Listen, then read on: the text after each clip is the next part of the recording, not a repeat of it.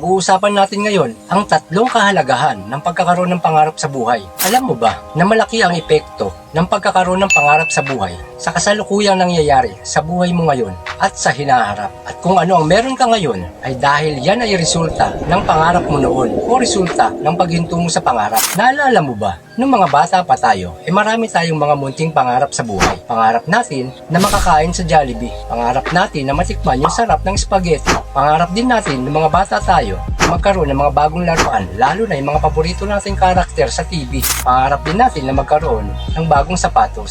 Maraming pangarap ang mga bata. Meron din sila mga pangarap na malalaki, tulad ng pangarap nila na maging artista. Pangarap din nila na maging doktor, pulis, sundalo, teacher, o kung anong gustong pangarap nila sa buhay.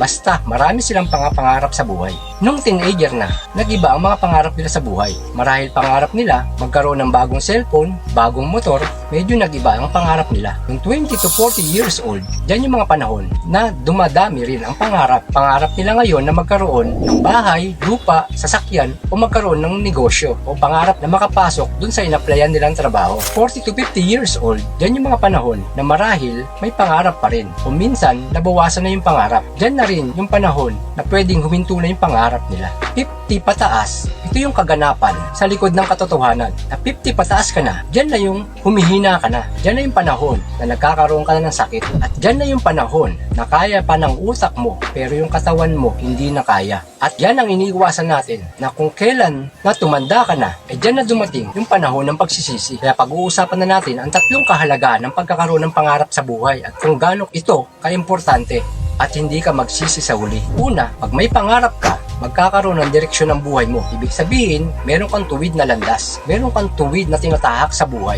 Halimbawa, ikaw ay isang estudyante na pangarap ng magulang mo na makatapos ka ng pag-aaral at pangarap mo rin na makatapos ng pag-aaral. Kung naliligaw ka man ng landas, ikaw ay nababarkada, nagkakaroon ng bisyo, pag-uwian na, gala rito, gala doon, at sa di inaasang pangyayari, nakabuntis ka na o nabuntis ka na. Dahil nga may pangarap ka sa buhay, kapag alam mo na nalilihis ka na ng landas, ikaw mismo ang magtutuwid sa direksyon papunta dun sa pangarap mo. Kaya mahalagang magkaroon ka ng pangarap sa buhay. Kung ikaw naman ngayon ay nakakaranas ng kaliwat ka ng pagsubok sa buhay, inaasahan man o hindi, kung meron kang direksyon sa buhay, ito ang gagawin mo. Magpapahinga ka lang, darasal, at babalik ulit sa direksyon papunta dun sa pangarap mo. Kaya importante magkaroon ng pangarap sa buhay. Pangalawa, mahalaga magkaroon ng pangarap para maging positibo ang pananaw mo sa buhay. Pag positibo ang pananaw mo sa buhay, ang laging lalakaran mo ay laging pasulong. Hindi ka paurong. Hindi ka negatibo mag-isip. Kaya kung ikaw ngayon ay nagsisimulang magnegosyo o merong negosyo, maraming bubulong sa paligid mo na hindi mo kaya yan.